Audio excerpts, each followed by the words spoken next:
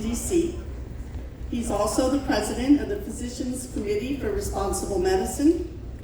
He's led numerous research studies on diet and health, including a groundbreaking study on type 2 diabetes. This was funded by NIH, and it paved the way for viewing type 2 diabetes as a possibly reversible condition. In 2016, he founded the Barnard Medical Center in Washington, D.C. as a model for making nutrition a routine part of all medical care.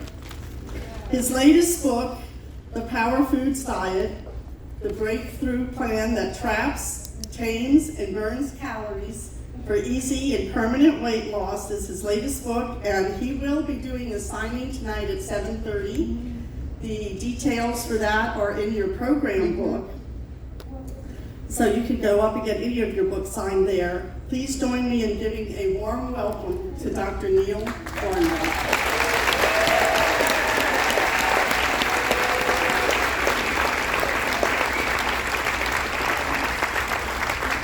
Thank you. Let's see if I can do this better today. Okay, when we talk about weight loss, what's all in the news nowadays? It's all take a GLP-1 drug like Wegovy. And you can see where they're coming from because your body naturally makes something called GLP-1. When you eat some food, it goes down into your stomach and it makes this substance normally called GLP-1. Goes to your brain, reduces your appetite.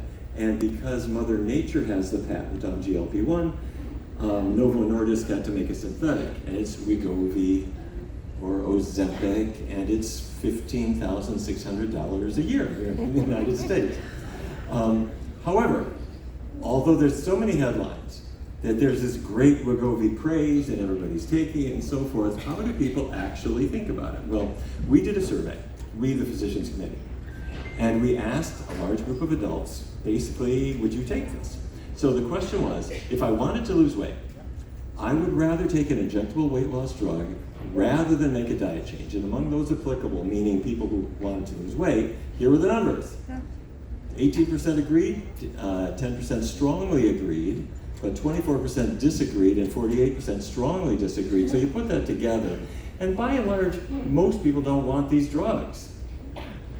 Okay, so doctors can push them, Novo Nordisk can make a ton of money, but most people say, wait, this has got to relate to what I'm eating. Let's tackle that. So, the other part of it is that when people start taking them, they tend to quit. After about 6 months, about half the people are gone, are off them, 2/3 are off them after about a year. So the question is, what about the others? The others lose some weight, sometimes a substantial amount of weight. You hit a plateau, and you have no further weight loss with these drugs, and for the rest of your life, the doctor says you've got to keep taking it because if you stop, all that weight will come back. So you're paying protection money for the rest of your life to Novo Nordisk just for no further benefit. Okay, there's got to be a better way. So the old-fashioned approach to diets said, well, the scale's not so friendly to me right now. Let me get out my calorie chart and let me get my little food scale, and I'm going to try to eat tiny portions. And for those of you who have tried that, does that really work over the long run? Maybe for some people, but for most people, no. And so folks have thought, you've got to have a different focus, which is on the types of foods that we're eating. And that makes sense. So people have started to look at what families are consuming and what people are consuming in their cultures. And researchers have found the more you get to a plant-based diet, the more weight people tend to lose. Good. We've known that for a number of years. However, we've learned something in recent years that I want to share with you, and that is that some foods are much better than others for weight loss. I call them power foods, and that's what we're going to talk about today. So I want to give some credit to Harvard University. 2015, they did this really cool study. They had hundreds of thousands of participants. They tracked their weight as the years went by. And what they discovered is if people ate more of certain foods, they would tend to lose weight. And it was a dose-response relationship. In other words, if you had a lot of that food, you would lose a lot more weight. If you had a little bit of that food, you would lose a little weight. So this was very cool. So what foods were they? Well, at the top of the weight loss food list was the humble and unassuming blueberry. Blueberries? Why blueberry? How can it be a blueberry? Blueberries were the top of the list, and also their cousins, like strawberries as well. And even blueberries in a muffin, they still counted as long as the muffin didn't have 2 tablespoons of butter in it. You know what I'm talking about. But the more people ate them, the more weight they lost. Why? Well, there's fiber, there's no fat, not high in calories. There's something else. Blueberries are blue. And that blue color comes from what are called anthocyanins. Anthocyanins is nature's painting box. They've got blue ones, they've got red ones, they've got all kinds of them. So strawberries have anthocyanins. The autumn leaves get orange colors from anthocyanins. They are botanical antioxidants, and they have a variety of medicinal effects in the body. So 2 years after the Harvard study came out, some researchers in the UK did an interesting thing. They brought in monozygotic twins. That means identical twins. A large number, 2,734. And everybody got a DEXA scan. This was in the Twins UK registry. So everyone came in, you lie on a table, and the scanner tells you your body composition, including how much of you is fat, how much of you is protein, and so forth. And what they discovered, within each twin pair, the one who ate the most anthocyanins had less body fat, and specifically less abdominal fat. Okay. It turns out that anthocyanins apparently ramp up your metabolism just a little bit, so you're burning calories a little bit faster day by day by day. But it's not just anthocyanins. There's lots of them. And anthocyanins are not just in berries. The blush on a pear or grapes, those are anthocyanins. They're in lots of neglected foods. So we can put them back into our diet. And beyond berries, researchers looked at cinnamon as one of many examples that we're going to walk through today. Cinnamon is used as a spice. It's used for flavor. But nutrition researchers find that if you dissect it, there are all kinds of things in there that aren't really in other foods.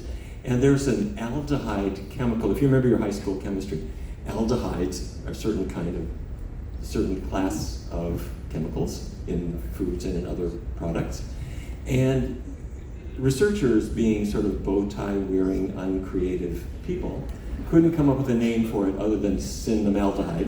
And so, yeah, but anyway, what can I say? So here's the story with it. It increases your metabolism also. Not if you just sprinkle a little bit, but if you use a significant amount, it has this effect. So in your gut, in your digestive tract, there is a receptor called the TRPA1 receptor, and your parents had this, and your grandparents had it, and your ancestors from 100,000 years ago had this. That TRPA1 receptor has been waiting in your gut for you to have cinnamon toast.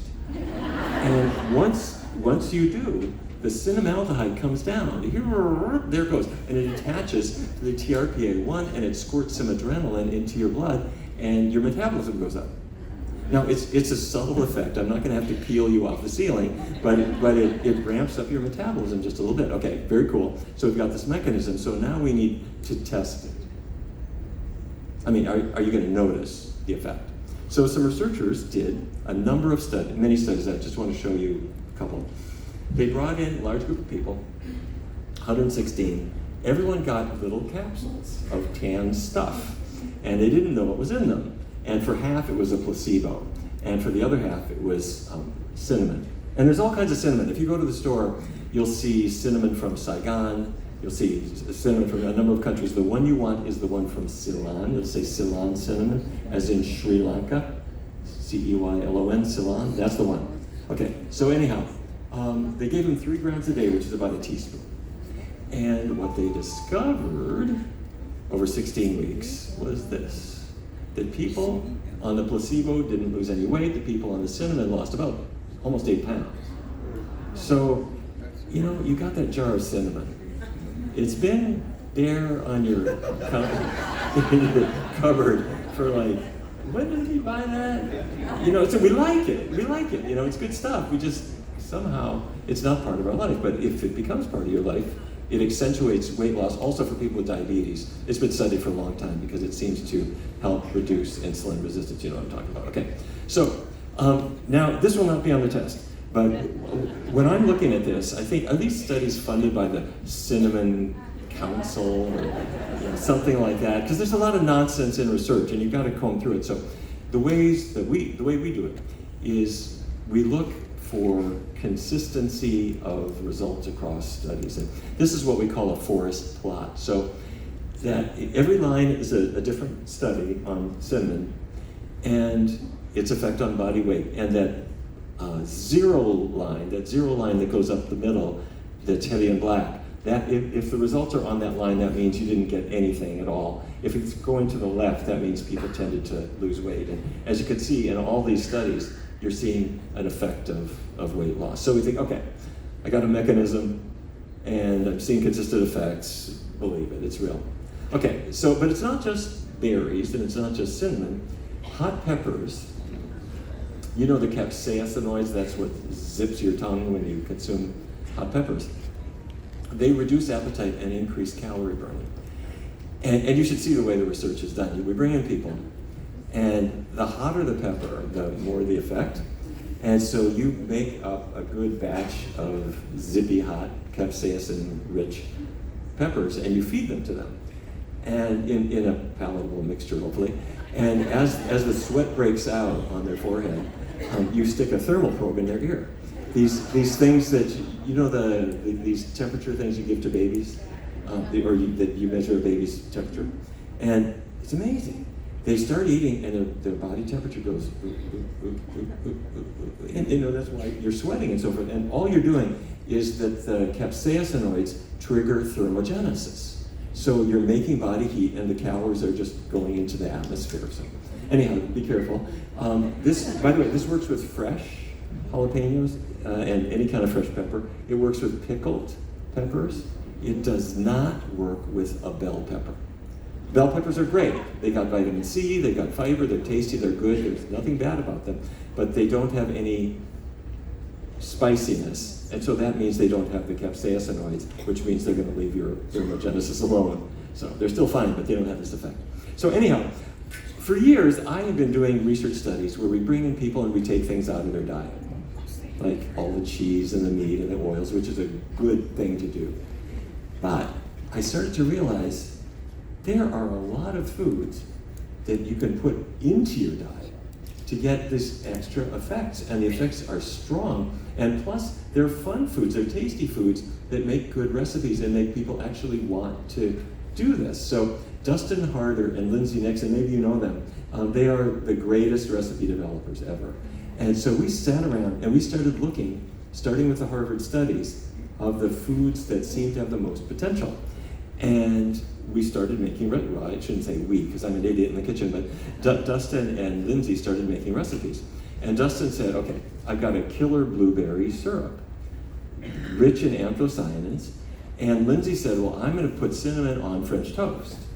And I mean, obviously everything is vegan and it's low fat, but it's tasty and it puts the power foods into the things that, frankly, this is not like a punishment to eat French toast. And so then Dustin made this triple berry sorbet, and it's just blueberries, strawberries, raspberries, bananas, either cherry juice, or if you want it more tart, you'd use a cranberry, and then a little maple syrup, and that's it. And you take a glass bowl, and you put the ingredients in the bowl, and you go with an immersion blender. You know those things? You go, and then when it's all smooth, you put some saran wrap over the top so that when you freeze it, the crystals will not form. Throw it in the freezer. It comes out, and the taste, it's sweet, and it's pretty. I mean, it looks like dessert, but it's not a chemical sweetness. It's because it came from natural ingredients. And so people eat it, and they don't think about the fact that this is, good for me.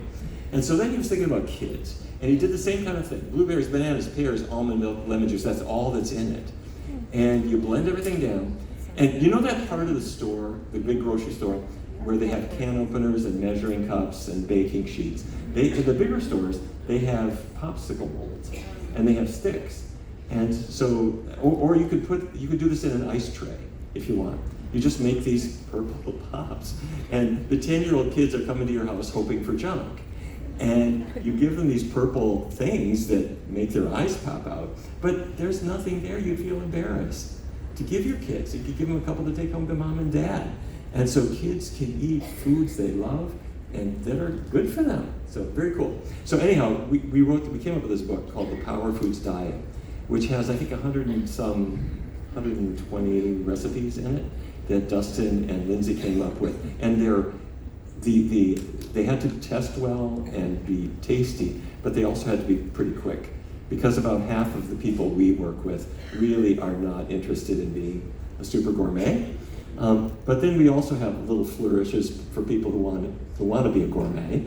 So Lindsay will say, to make French toast look elegant, put a little confectioner's sugar on top and a mint leaf, and then that passes for elegant. So that's what the book is, just full of these fun things. It's really, really cool. So anyhow, let me just go back and let's look at some of the science. At Harvard, berries were the #1 food, but I want to walk you through 2 through 6. The #2 food group really was cruciferous vegetables. And you know, broccoli and cauliflower and Brussels sprouts, these are cancer fighters. They are. But they also, for some reason, are strongly associated with weight loss. Meaning, if you're eating a lot of them, they're associated with weight loss. And then green leafy vegetables as a group in general, including spinach or asparagus. And by the way, even lettuce. People will say bad things about lettuce. Listen, iceberg lettuce is doing its best. So, it beats the heck out of Spam. So, it's okay, All right, okay. So, in the number 4, the melon group. Melons, that yellow color, orange color, what is that? It is beta-carotene, that's correct. Beta-carotene is an antioxidant, as is anthocyanin. Hold that thought for just a minute. Melons teach us about ourselves. There's a lesson from a cantaloupe. You buy it and you get it at home and put it on your kitchen counter. And the next day, it's still there. And the day after that, the melon is there, but it's shrinking just a little bit. And it's starting to get little dents in it. And the day after that, you think, I wonder if it's still good. Okay, for some reason, if you instead just take a knife and cut it up when you buy it, and you put something like that in the cold museum, when people come by and they're looking, your family members, they come by and they open the door and they're looking for junk food and they see that, they can't resist. They put it on their plate and they start eating it. But anyway, there's something about human behavior that we can't take the knife and just cut it up thinking ahead. So anyhow, get your cantaloupe home, cut it up, and your family will have an instant healthy food. So back to antioxidants. The red color in watermelon is lycopene. And lycopene is the red antioxidant. Beta-carotene is the orange one. Anthocyanins are mixtures of blues and reds and things in between. But for some reason, we have not, that I can't explain, antioxidant-rich foods tend to be weight loss foods also, in addition to being cancer-fighting foods. And same story with the watermelon, cut it up, and your family will enjoy it, and you're gonna jump right in. Okay, number 5 is citrus fruits. This can be grapefruit, this can be orange juice, it can even, or oranges or even orange juice. Better if it's a whole food, but it still works. Number 6 is legumes, the bean group. And that could be black beans, it could be navy beans, it could be any kind of bean. Oh, and by the way, let me just take 1 second as an aside. Many people have heard mistakenly that soybeans cause cancer. Do you know this thing? Yes. This idea? The mythology is that soybeans contain compounds that are estrogenic and will make a woman more likely to get breast cancer. Or if she's had breast cancer diagnosed already, she can't have soybeans because it'll make her die. Is this familiar? Yes. Okay, let's just take a minute. Okay. where all this started was years ago, researchers discovered that there are indeed compounds in soybeans called isoflavones. They're genistein, daidzein, glycine. And these isoflavones do attach to estrogen receptors.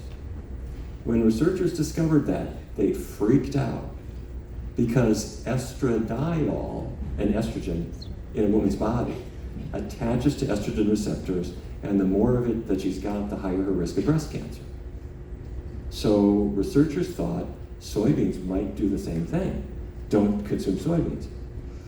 Research studies were launched, and we have 8 or 10 of these studies now, each one very large.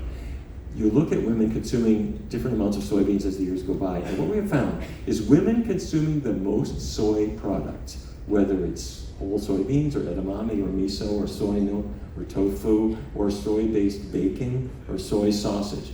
Women consuming the most soy have about 30% less risk of developing breast cancer compared to women who neglect soy. Wow. Women previously diagnosed with cancer have about 25 to 30% lower risk of recurrence of their cancer if they eat a lot of soy. And their mortality is substantially lower. You with me? Yeah. The reason I'm saying this, if the well-meaning but ill-informed physician says, I read on the internet that since your breast cancer diagnosis, you shouldn't have soy. If you say that to a woman and she follows your advice, you're putting her in the higher mortality group. Now, soy is optional. You don't have to have it. If it's not your thing, fair enough, but it does not cause cancer. It has the opposite effect. And for men, it has a reduction in prostate cancer risk that's about the same magnitude. All right, and by the way, it doesn't have to be organic soy products like tempeh and whatever. I mean, it can be, those are the best. But even soy-based substitutes, the soy bacon is always better than the one that came out of a pig. Okay, so, all right, so enough on beans. So all the bean group is big. So let's go through how they work. And there are 3 ways that they have their weight loss effect. And the first is what we call appetite taming, meaning that you just, for some reason, your appetite is satisfied without such a huge amount of food. So when we measure, we'll bring in research participants, and they might be eating 2,000 calories a day, but we use the power foods. They think they're eating the same amount of food because their appetite feels satisfied the same way, but they're eating 1,600 or 1,700 calories or something like that. So this is not in your awareness, but when we measure it, we just find that people just push away from the table. Okay, so to walk you through why this is, there are a couple reasons, but one is just the calorie content. How many calories are there in a gram of fat? 9. 9. This is the 18. Carbohydrate? 4. 4. Okay. So the obvious thing is if you're eating less fat and more carbohydrate, you're getting a volume of food with fewer calories in it. That's true. And if there's a lot of fiber, even better. Okay. So our team wanted to put this to the test. And we tested it by using the Mediterranean diet. The Mediterranean diet has been popular, I think mostly because it sounds sexy. Like, this may be a diet, but I can imagine myself driving down the coast of Tuscany, or I'm going to have a seaside glass of wine, or something like that. Anyway, people like the idea of this diet. And it's sort of, it emphasizes vegetables and fruits, but it does contain some chicken fat, some fish fat, olive oil. That's a vegetable oil, but it's 9 calories per gram. Okay, so we wanted to see how that would compare with a low-fat vegan diet, which is higher in carbohydrate and much lower in fat. Okay, so here's what we did. We brought in 62 people. Everybody wanted to lose weight, and half of them were asked to go Mediterranean. The other half were asked to go vegan. After 16 weeks, they switched and did the opposite diet. So everybody did both diets. And so that's what it was. So then, let me show you the results. First, body weight. The people in the Mediterranean group at first thought, this diet is great. I mean, it's kind of indulgent, to tell you the truth. I'm eating chicken and I'm having oil on my foods and all this stuff, and I hope the weight loss starts pretty soon. They really didn't lose much weight. The vegan group, they jumped in and they said, this is interesting. I guess to be a vegan doesn't mean that I have to acquire a taste for folk music. This is cool. And I'm losing weight. Look at that. And then at 16 weeks, we said, stop. Take 4 weeks off, go back to what you were eating before. And they did. Okay. Then start the opposite diet for another 16 weeks. So now the group that had been Mediterranean now starts vegan. And bang, the weight starts coming off. And they say, this is why I joined this study. And the vegan group now had to stop, for research purposes, they were asked to stop their vegan diet and do the Mediterranean diet. You have never seen an angrier group of research participants in your life for two reasons. They said, first of all, I'm gaining back weight. And secondly, I didn't miss those foods. Maybe you've experienced the same thing. They said, for 16 weeks, I haven't been eating chicken and dairy and grease, and I'm kind of glad. And I don't miss it. Now, Dr. Barnard, you're telling me for research I've got to eat this stuff, and they didn't want to. And they said, I can't wait for this study to be over so I can go back to the diet that worked for me, which is this low-fat vegan diet. Okay, so a Mediterranean diet is, a Mediterranean diet is a placebo when it comes to weight loss. A low-fat vegan diet is very effective. Okay, so a Mediterranean diet also does not lower cholesterol substantially. This is total cholesterol, about a 19-point drop in the vegan diet and 3 points in the Mediterranean. Are you familiar with LDL cholesterol? Yes. Okay, bad cholesterol. Same story, 15-point drop in the vegan group and basically nothing Mediterranean. Now, it's not all bad for the Mediterranean diet. When we looked at blood pressure, whether it's systolic blood pressure or diastolic blood pressure, the Mediterranean diet actually had the advantage. They both worked, but the Mediterranean diet was more effective. I don't know why, but I'm going to guess that it's in the polyphenols. It's the polyphenols that are in the olive oil. I'm guessing it's probably what has that effect. But you don't have to use olive oil for that, because olive oil came from an olive. The polyphenols are in the fruit, and so you can get them from that source, in the concentrated source. Okay, so I'm not saying a Mediterranean diet is as bad as the diet people came in on. It's not, it's better. But if a person wants to tackle a cholesterol problem or tackle a weight problem, don't suggest something like a Mediterranean diet. That's just, it sounds great, but patients frankly get annoyed with it because it doesn't work very well. Okay, the second thing is calorie trapping, and this is a cool thing.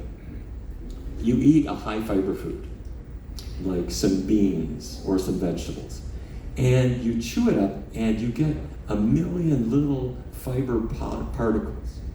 And the fiber particles, as they're going down your digestive tract, will hook onto unabsorbed calories.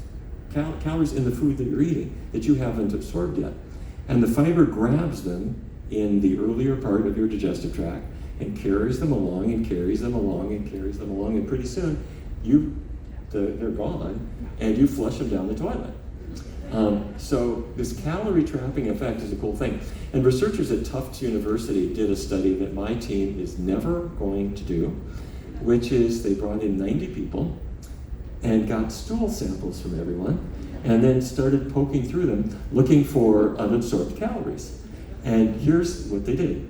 They then asked of these people to either follow what I'm going to call the white bread diet, a low fiber diet, white bread, white rice, or a whole grain, like whole grain bread or brown rice diet. And what they showed is that when you looked up their calories trapped and burned, they saved about 100 calories a day, just from that effect alone.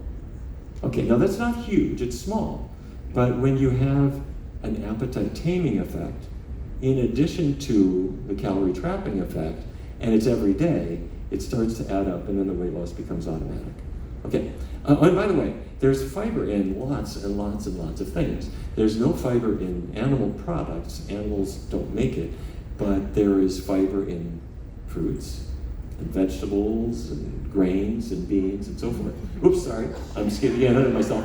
So metabolism. I want to ask you this question. This is our third point, which is, what is the difference between you and a crocodile? No? No idea? Oh, come on, now look at that face. What's the difference? Okay, here's what it is. When it's a chilly day,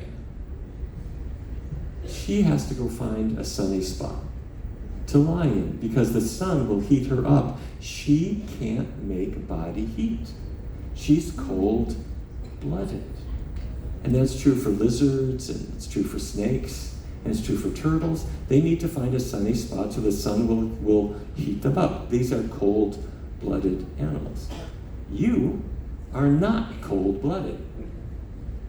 Well, when I give lectures in Washington, D.C., where I live, I change the wording of this lecture a little bit when I get, well, that's a different topic. We're not talking about that topic. Anyhow, this audience you are, shall we say, warm-blooded, which means that you can turn food into heat, body heat, and it happens really quickly.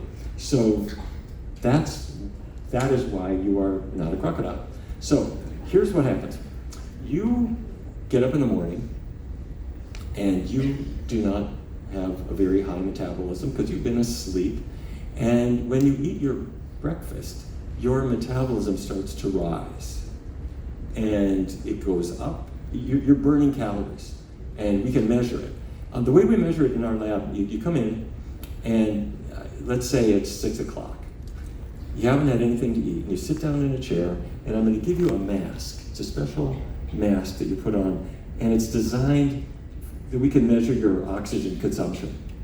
And I can measure how much carbon dioxide you're exhaling, because that shows me how fast you're burning calories. If you're burning calories fast, you're consuming oxygen really fast, and you're putting out carbon dioxide really fast, and we can measure it minute by minute by minute. Okay, so it's slow. Your metabolism is slow. Now, I give you breakfast. I'm going to give you a standard breakfast, 720 calories, I know what's in it, and your metabolism starts rising. You're absorbing those nutrients. And some of them you're turning into body heat. And that stays higher than it was before for 3 or 4 hours. Okay. So anyhow, some foods do not help. Butter, for example. It doesn't give you any burn whatsoever. I could give you 2 pats of butter, 3 pats. I can give you the whole darn stick of butter, and your metabolism just stays flat. You absorb the fat, it goes into body fat, your metabolism just sits. Okay. So we did a study to manipulate this. We brought in 64 women. They were all after the age of menopause. They had all done Atkins, South Beach, Jenny Craig, Nutrisystem, you name it, they had done it, and they were annoyed and frustrated about diets. So what we said is, we're not going to do that. What we're going to do is, half of you will follow a low-fat vegan diet. The other half will follow a conventional diet that's from the National Cholesterol Education Program. It's sort of a chicken and fish kind of healthy sounding diet. That was our control diet. And we asked everyone to not change their exercise because we wanted to measure what diet it would do. And it was a 14-week study. So our participants were terrified when they discovered that we were going to have them eat pancakes and toast and bananas and linguine with artichoke hearts and seared oyster mushrooms. All this stuff is vegan, but I'm going to gain a ton of weight because it's all high-carb food. And Dr. Barnard didn't tell me how many calories to eat or how many portions or how many carbs. They're just going to let me gain weight. So we said, there are only 2 rules: low-fat, vegan. And one of the research participants said, if that's true, then Twizzlers are vegan.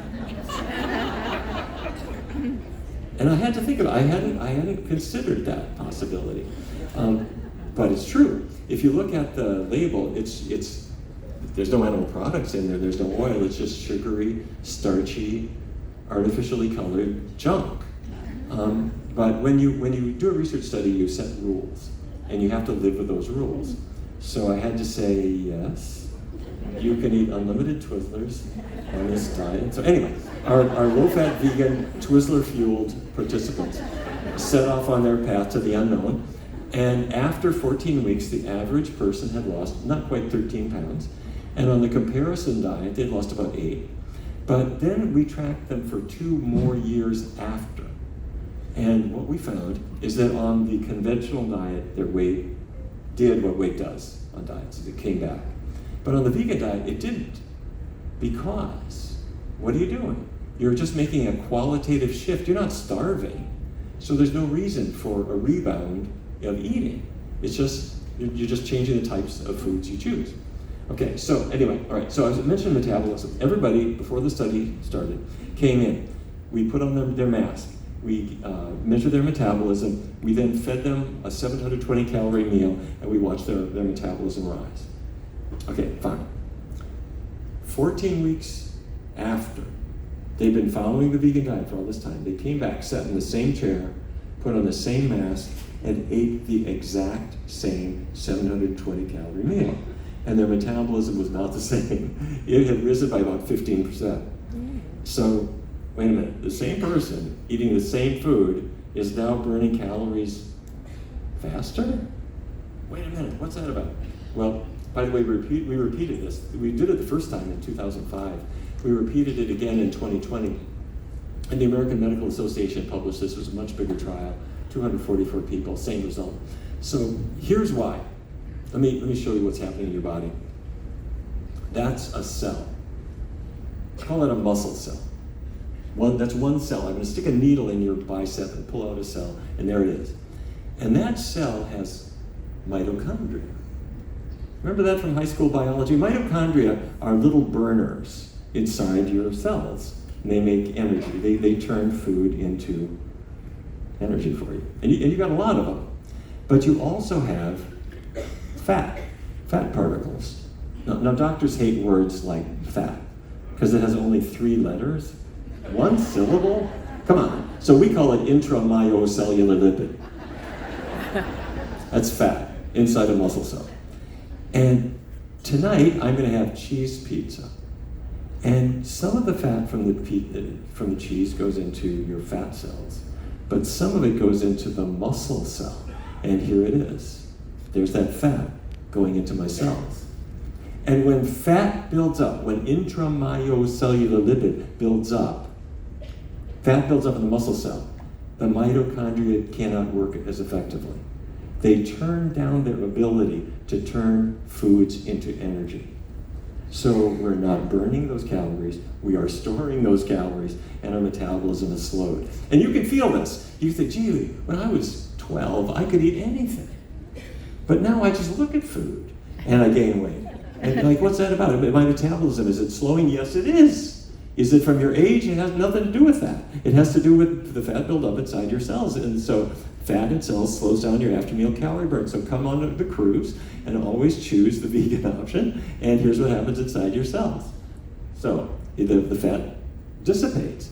And we've measured this on MR spectroscopy. In just one short study, I can take your liver fat and cut it down by 30%, just with a diet change alone. And that means your body is burning calories faster. I don't care how old you are. Okay. So getting the fat out of your cells boosts your after meal calorie burn. All right. Researchers in Louisiana did a study, and the only reason I'm showing you this is they actually measured what we call mitochondrial biogenesis. Is your body making fresh mitochondria? Is it helping you to burn energy? And they put people on a high-fat diet, and they found that, yep, their mitochondrial biogenesis goes, you're just squashing it. Your body is not making burners. This was 5 days. Within 5 days of a high-fat diet, you can destroy your ability to burn calories. So the reason this is really important is we're doing some studies now where people go on a plant-based diet to tackle weight issues, to tackle diabetes. And the fat comes out of their cells gradually. Day by day, it comes out.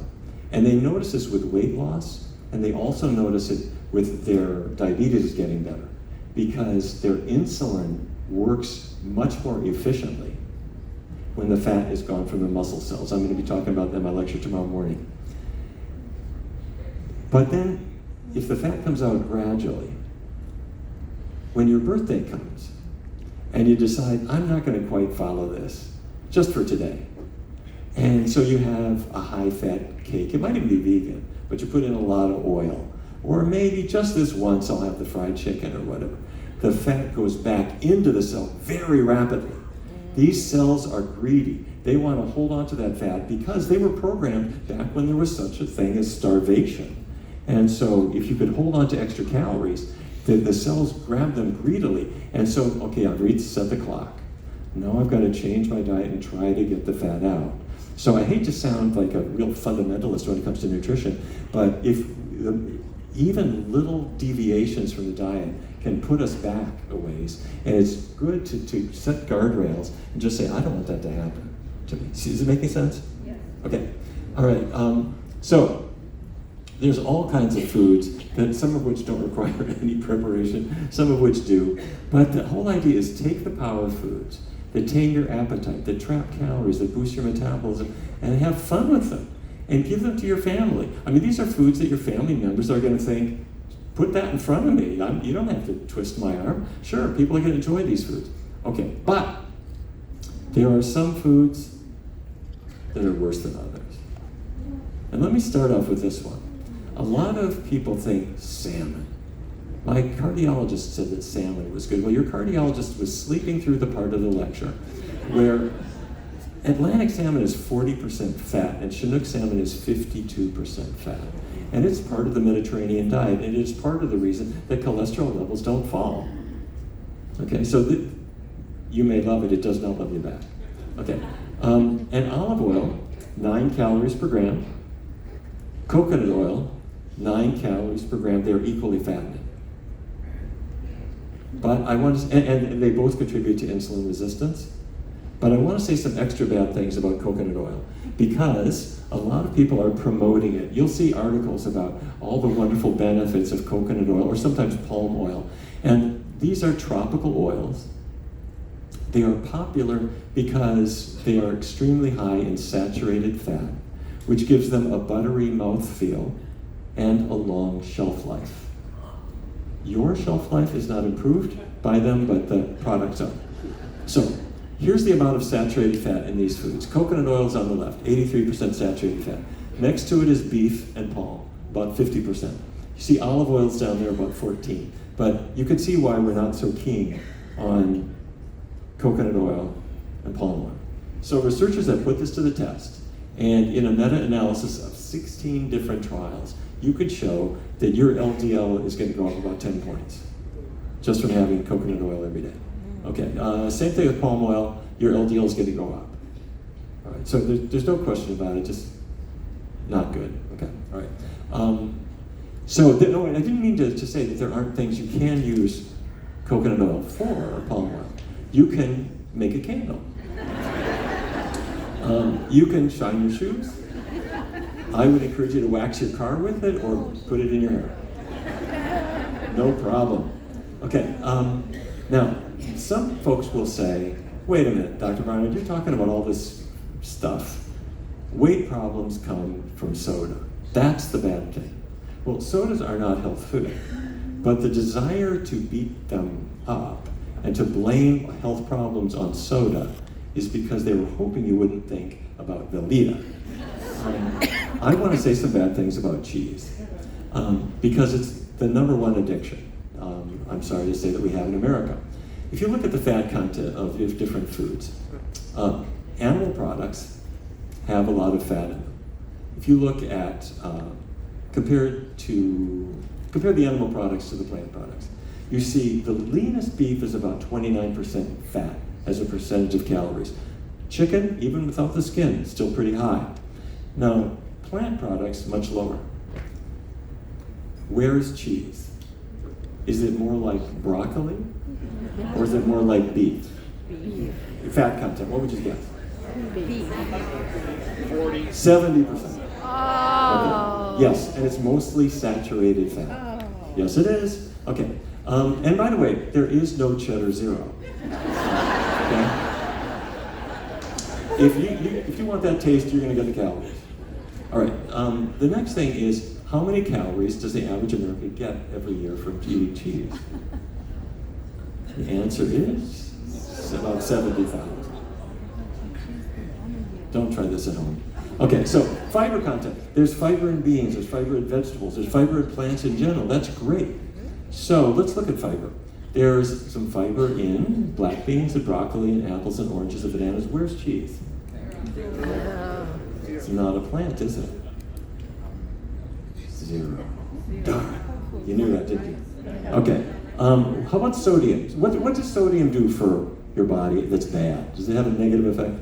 Raises your blood pressure. It will, okay. So there's a little bit of sodium in everything. An orange has 1 milligram, and an apple has 2, and brown rice has 20, and a potato has 13.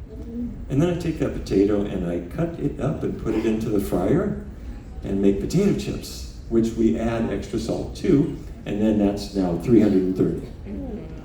Where's cheese? Is cheese more like an orange or more like potato chips? What do you think? Potato chips. Well, cheddar is 350, Edam is 500, and Velveeta, a 2-ounce serving has 800 milligrams of sodium. Listen, if it were any worse, it would be Vaseline. This is a terrible thing, and people would better off never eating it. Okay, but we get hooked on cheese, don't we? And some of you have been hooked on cheese and may still be. So here's why. The dairy protein is called casein. You know this, casein. You'll see it on food labels. Casein is a protein that in the stomach of the calf for whom milk was intended, the calf will break that protein apart and it releases what are called casein-derived morphine-like compounds, or casomorphins for short. These compounds go to the brain. They're in your digestive tract.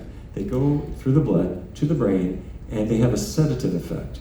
And the reason they have a sedative effect is they attach to the very same brain receptor that morphine or heroin attaches to. They're just not as strong. And here are a whole bunch of casomorphins that are in milk or cheese that you might consume. And the fourth one there, morphoceptin, let me zero in on that. Morphoceptin has about 1/10 the brain receptor binding power compared with pure pharmacy-grade morphine. So it's just this mild narcotic effect that people get. It's not enough to get you arrested, but it is more than enough for your brain to get a reward and to say, you know, it's funny. It does smell like old socks, but I can't get it out of my life. And it's because you are addicted to this drug that is in this form. Anyway, that's what it is. And then all the rest is obesity and diabetes and health issues. That was the result. Not to mention the very creepy side of the dairy industry related to what happens to the animals, which is a whole other talk, or what happens to the environment if we have one left. Okay, so what's a healthy diet? A healthy diet is fruits and grains and legumes, beans and vegetables. And you need vitamin B12 because you need it for healthy blood and healthy nerves. And you need very little, but you do need vitamin B12. Everybody should supplement B12, not optional. Okay, so I want to share with you some people who have been using this. This is Shanae. And you'll read about her in the Power Foods Diet, but I want to tell you her story. She grew up in Kansas City, and she told me that in her family they had a lot of food, but it wasn't necessarily the healthiest food. And food was a big part of the family, and her mother had a lifelong weight problem and was going to weight loss classes, and this is a big issue for her. And when Shanae was about 8 or 9, it was clear that she was following in her mother's footsteps. When she was 12, her mother said, "You have to go to the weight loss classes with me." She was prescribed drugs for weight loss. Like, can you imagine being a 12-year-old child? And this happens so commonly nowadays. The kid's gaining weight. Nobody thinks about the foods that are in front of them. But it's a question of, you just eat too much, you've got too much screen time, you're not exercising enough, you. And the kid memorizes all of these blaming messages that they're going to carry with them in their brain for the rest of their life. And you can do your best, but you're not going to erase all that stuff that goes in. And that was never the issue. So anyway, what happened with Shanae is eventually, miraculously, she learned that there are foods that actually do love you back.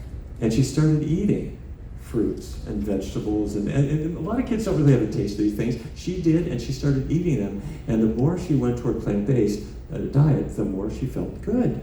And she ended up, as a young adult, losing about 100 pounds and feeling terrific. And then when that happens, something else happens, which is your attitude changes about yourself. And Shanae decided, I'm gonna buy some new clothes. And so Shanae then said to her mom, you know, when I was a heavy kid, you tried your best to help me. But I've learned something. Let me help you. Which just means, Mom, I'm making you breakfast today. You know, you share what you know. This is Steve Loam. Some of you might know Steve Loam. Steve is a cardiologist. And he became famous because one day he was in Monterey, California, running a half marathon. And you know when you do a race, different people start at different times. And so when his time to race started, he went running down the track, and he's going, and up in front of him is a guy on the ground, another racer. And he runs over there and says, buddy, are you okay? The guy's unresponsive. He tries to find a pulse, the man has no pulse.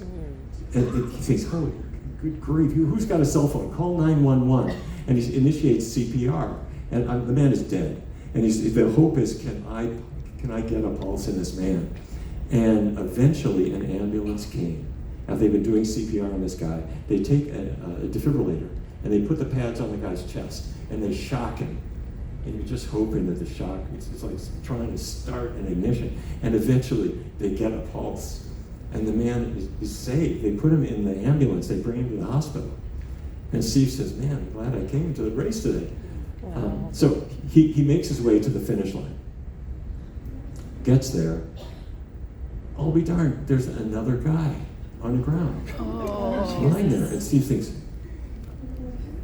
are you okay? Unresponsive. No pulse. And he's pinching himself. Can this be happening? He starts CPR. They get a defibrillator a little quicker this time. They start a pulse. They get a pulse. And so they load him in the ambulance. He saved 2 lives. So the reason that Steve became famous is the Today Show heard about this amazing cardiologist who saved 2 lives in one race. And so they brought them on to the show.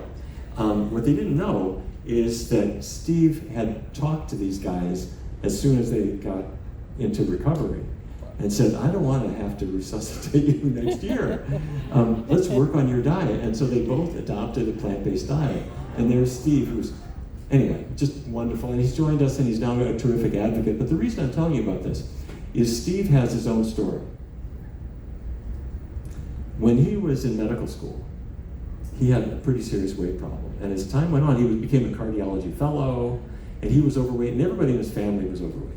And he followed the government guidelines, the dietary guidelines, eat more chicken, eat more fish, did not work for him. And finally, he found what you know, and what Shanae knows, is that there are certain foods that are good, and certain foods you just gotta break up with, like a bad relationship. And he ended up losing 100 pounds, and became not only athletic and feeling great, but he did the same thing as Shanae did, and that many of you have done, which is he shared this with his family, including the family members who are a little skeptical. I'm not so sure. People will take food you give them and recipes and things, and in their own time they integrate it. And he's helped his whole family, and he's now a tremendous advocate, helping hospitals to change and really pushing them in a good way.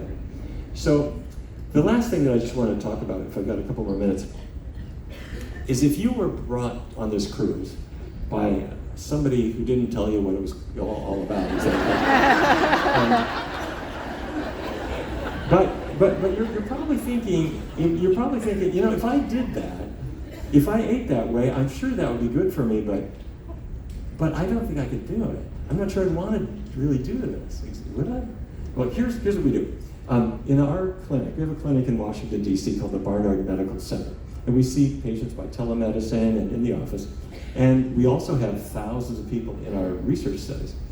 And when we help people to start a healthy diet, we don't confront skepticism. You don't have to believe in penicillin. You just take it and it does it. You don't have to believe in the diet. You just do it and it happens. So here's what we do. We say, all right, you've got high blood pressure, extra weight, whatever. You want to heal those problems. Take a week and just check out the possibilities. Take a piece of paper and write down foods that you like that happen to be plant-based, okay? You got 7 days, come back here, and we're gonna see what you came up with.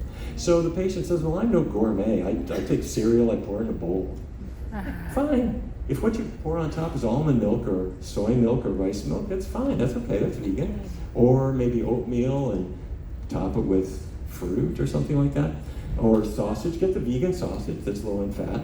Veggie bacon is kind of a liberal interpretation of the original, but it's okay.